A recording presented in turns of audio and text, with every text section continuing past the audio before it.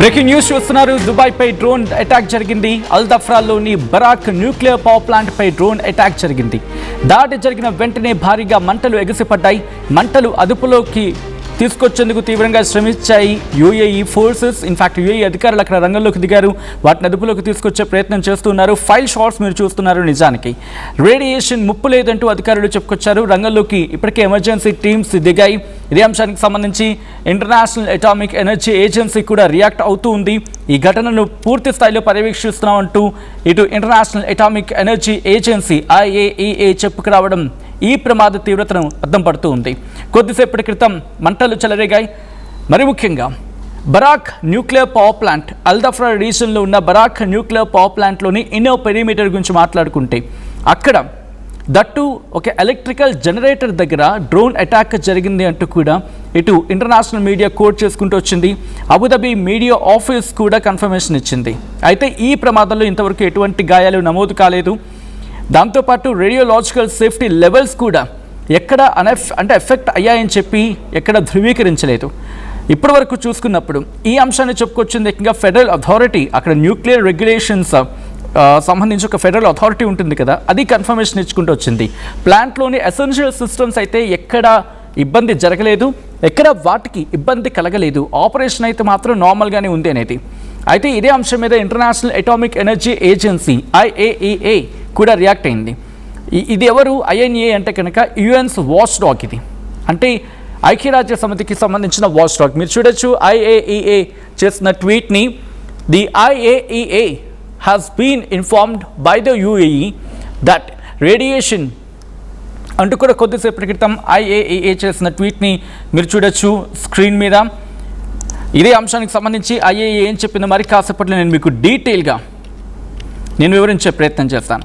ఎందుకంటే ప్రస్తుతం ఈ పరిస్థితిని పూర్తిగా సమీక్షిస్తున్నాం అంటూ ఇంటర్నేషనల్ అటామిక్ ఎనర్జీ ఏజెన్సీ చెప్పుకొచ్చింది. ఎక్కడ ఏ సందర్భంలోనైనా దుబాయ్కి మా అవసరం కావాల్సి వస్తే మేము వెళ్తాం, అక్కడ ఉంటాం, మేము వాళ్తాం. ఈ అంశాన్ని పూర్తిగా పరిశీలన చేస్తూ ఉంటూ చెప్పుకొచ్చింది. ఇంకా ఏమంటోంది IAEA? యూఏఈకి సంబంధించి కొద్దిసేపటి క్రితమే ఇక్కడ IAEA కూడా రియాక్ట్ అయింది.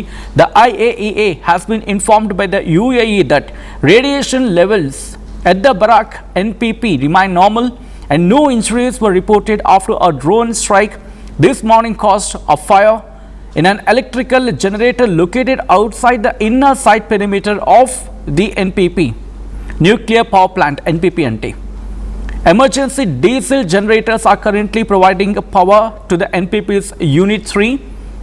The IAEA is following the situation closely and is in constant contact with the UAE authorities, ready to provide assistance if needed. DG అంటూ కూడా అక్కడికి సంబంధించి వాళ్ళని ట్యాగ్ చేస్తూ expresses grave concern about the incident and says military activity that threatens nuclear safety is unacceptable. The DG reiterates call for maximum military restraint near any NPP to avoid the danger of a nuclear accident అంటూ కూడా IAEA కొద్దిసేపటి క్రితం చెప్పుకొచ్చింది. ప్రస్తుతం ప్రమాద ఘంటికలు మోగిస్తూ ఉన్నాయి Iran, Israel, at the same time America మధ్య యుద్ధ వాతావరణం. అసలు ఎందుకు ఇప్పుడు అటాక్ జరిగింది అనేది మాట్లాడుకునే ప్రయత్నం చేస్తే, ఎందుకు అటాక్ జరిగిందంటే కొద్ది గంటల క్రితం ఇదే ఇజ్రాయెల్ లెబనాన్ మీద దాడికి పాల్పడింది. ఎక్కడ ఉన్న లెబనాన్ మీద దాడికి పాల్పడితే ఇక్కడికి జరిగే నష్టం ఏంటి అని చెప్పి క్వశ్చన్స్ రైజ్ అవ్వచ్చు కాక. Let me clear a picture for that. ఎందుకంటే లెబనాన్లో ఉంది ఇరాన్కి మద్దతుదారులు హెజ్బుల్లా, హమాస్, హౌతీ, వీళ్ళ గురించి మాట్లాడుకుంటూ ఉంటాం కదా. ఇటు లెబనాన్లో ఉన్న హెజ్బుల్లా అక్కడ టార్గెట్ చేస్తే ఆబ్వియస్లీ అది ఇరాన్ మీద అటాక్కి. మీకు గుర్తుంటే కనుక ఒక మాటని ఇక్కడికి వెళ్ళి కోట్ చేస్తా. లెబనాన్ మీద దాడి చేస్తే అంటే లెబనాన్ మీద కూడా దాడులు ఆపేయాలనేది ఇరాన్ పెట్టిన కండిషన్స్లో ఒకటి. అంటే ఎంత క్రిటికల్ అర్థం చేసుకోవచ్చు. లెబనాన్లో హెజ్బుల్లా కనుక టార్గెట్ అయితే మేము విడిచిపెట్టాం, మా కండిషన్స్లో అది కూడా ఒకటి. మీరు లెబనాన్ టార్గెట్స్ని ఆపకపోతే మా టార్గెట్స్ ఇక్కడ కంటిన్యూ అవుతాయంటూ అర్థం వచ్చేలాగా ఇరాన్ చెప్పుకొచ్చింది. That shows the kind of importance ఎవరు ఇరాన్ లెబనాన్కి, హెజ్బుల్లాకి ఇచ్చేది. సో ఎప్పుడైతే అటు లెబనాన్ మీద ఇజ్రాయెల్ అటాక్కి వెళ్ళిందో వెంటనే ఇక్కడ యాక్టివేట్ అయ్యారు ఇరాన్లో ఉన్న ఫోర్సెస్. ఇరాన్లో ఫోర్సెస్ యాక్టివేట్ అయ్యి దుబాయ్ మీద దాడికి పాల్పడ్డారు. ఎందుకు దుబాయ్ మీద దాడికి పాల్పడ్డారు? ఎందుకంటే పక్కన ఇవన్నీ కూడా దుబాయ్ కావచ్చు, మన ముఖ్యంగా ఇక్కడ ఈ ఉన్న దేశాలన్నీ కూడా అమెరికాకు మిత్ర దేశాలు.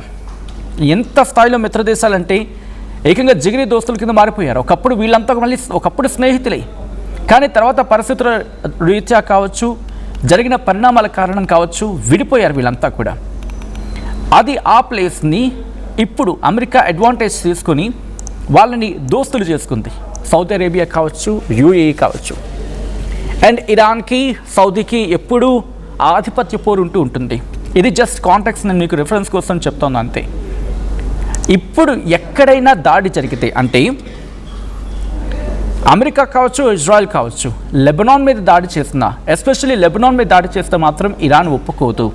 వాట్ ఇట్ సేస్, మీరు కనుక లెబనాన్ మీద దాడి చేస్తే మా మీద దాడి చేసినట్టే, కాబట్టి మేము వెంటనే ఇక్కడ మేము స్ట్రైక్స్ చేస్తాం. ఆ పరిణామాలని ఒక్కసారి ఆ డాట్స్ని కనెక్ట్ చేసుకుంటే it will shows where it will lead అనేది. అయితే ఈ మాటలకు బలం చేకూర్చేలాగా అమెరికా అధ్యక్షుడు ట్రంప్ కొద్ది రోజుల క్రితం ఒక మాట అన్నాడు. ఆయన వార్నింగ్ ఇచ్చాడు. Iran it will have a very bad time if piece deal is not agreed on soon. ఇది ట్రంప్ అన్న మాట, నిన్న మాట కాదు. ఇంకొక మాట కూడా అన్నాడు. They have an interest in reach an agreement. వాళ్ళు ఇంట్రెస్టెడ్గా ఉన్నారు, ఇరాన్ ఇంట్రెస్ట్గా ఉంది అగ్రిమెంట్ పూర్తి చేసుకోవడానికి. ఒకవేళ త్వరగా పూర్తి చేసుకోకపోతే అ వెరీ బ్యాడ్ టైం,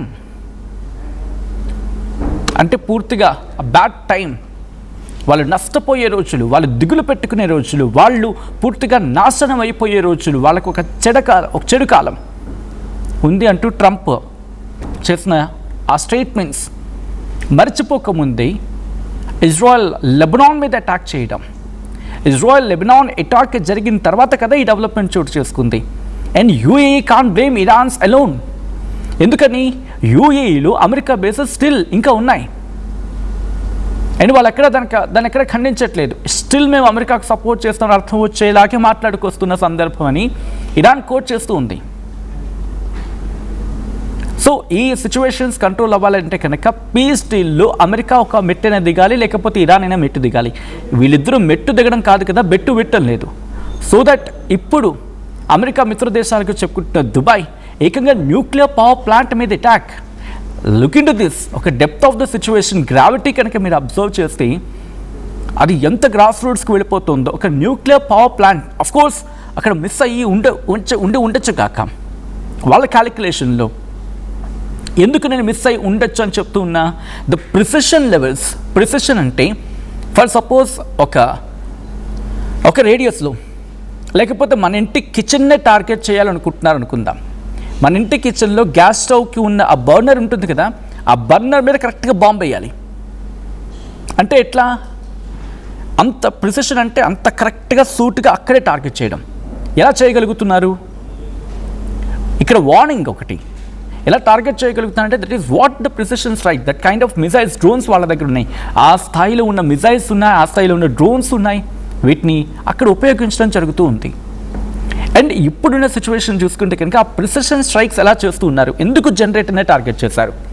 ఒకవేళ టార్గెట్ చేయాలి అనుకుంటే కనుక వెంటనే మొత్తం న్యూక్లియర్ పవర్ ప్లాంట్ని టార్గెట్ చేస్తూ ఉండేది కదా.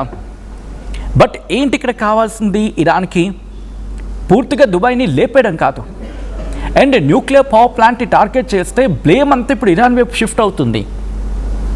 సో వాట్ ఇరాన్ నీడ్స్ అంటే ఇప్పుడు వాళ్ళని థ్రెటన్ చేయడం, దుబాయ్ని థ్రెటన్ చేయాలి, భయపెట్టాలి, వాళ్ళకు వెండిలో ఉణుకు పుట్టించాలి.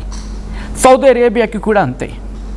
సో దట్ వీళ్ళిద్దరూ భయపడితే ఆ రిలేషన్స్ డ్యామేజ్ అవుతాయి అమెరికాతో, లేకపోతే అమెరికా మీద ప్రెషర్స్ తీసుకొస్తారు. ఏది జరిగినా వీళ్ళకి కలిసి వచ్చేది. ఏం లేదు కాదు కూడదు అనుకుంటే కనుక అమెరికాతో ఇంకో దోస్తానా చేస్తే మేమే దాడులు చేస్తాం. అండ్ ఇక్కడ ఎందుకు సౌదీ అరేబియా కానీ దుబాయ్ కానీ దీని అంటూ ఉంటారు కదా, ప్రతి దాడులు అంటారు కదా అనే పదం ఉంటుంది కదా మన దగ్గర. ఎప్పుడైనా ఒకరు దాడి చేస్తే, ఫర్ సపోజ్ మనల్ని ఎవరైనా లాగిపెట్టి ఒకటి కొట్టారనుకుందాం, ఊరుకుంటామా? ఏం చేస్తాం? తప్పని ఇంకోటి ఇచ్చేస్తాం. ఒకవేళ అటువంటి సిచ్యువేషన్స్ ఉంటాయి. అండ్ సిచ్యువేషన్ బట్టి మనం ఆగుతాం. ఎప్పుడు ఆగుతాం? అవతల వ్యక్తి మనకన్నా బలవంతుడైనా, లేకపోతే అవతల వ్యక్తి మనకెంతో ప్రేమ చూపించడం, లేకపోతే అవతల వ్యక్తికి సంబంధించిన సమూహం, లేకపోతే ఒక వర్గం అటు నుంచి మనకు దెబ్బ కొట్టిన తర్వాత మనం దెబ్బ కొడితే మనకి రివర్స్ అవుతారనుకున్నప్పుడు ప్రస్తుతం ఆగే పరిస్థితులు ఉంటాయి. ఇదే సిచ్యువేషన్ సౌదీ అరేబియా ఇప్పుడు ఫేస్ చేస్తుంది. ఇరాన్ మీద అమెరికా దాడి చేసినప్పుడు సపోర్ట్గా వెళ్ళలేదు కాబట్టి ఇప్పుడు కనుక యుఏఈ దాడి చేస్తే అండ్ పూర్తిగా ఒక వర్గం అంతా కూడా వాళ్ళని టార్గెట్ చేయొచ్చు అనేది యుఏఈకి ఉన్న భయం. అందుకే మాటల తూటాలు పేలుస్తోంది తప్ప they are not going against what you want. వాళ్ళకి దాడి చేయాలని ఉంది కానీ ఆ దాడి చేయడానికి సంబంధించి అవకాశాలు లేవు. సో ఇప్పుడు అదే పరిస్థితి. ఆ డాట్స్ కనెక్ట్ చేస్తూ మాట్లాడితే కనుక ఎప్పుడైతే లెబనాన్ మీద అటాక్ జరిగిందో విత్ ఇన్ అవర్స్ ఇక్కడ అటాక్ జరిగింది. ఈ కథనం మిమ్మల్ని కాస్త కలవరపరచవచ్చు. అయితే మిమ్మల్ని కలవరపాటుకు గురి చేయడం ఆర్టీవీ ఉద్దేశం కాదు. కానీ ఇటువంటి కథనాలు చూసినప్పుడు కాస్త కలవరపాటుకు గురి అవకాశం ఉంటుంది కాబట్టి దీనికి సంబంధించి తగిన జాగ్రత్తలు తీసుకోవాలని ఆర్టీవీ సూచించడం జరుగుతుంది. This is a disturbing content. Video description is highly advised.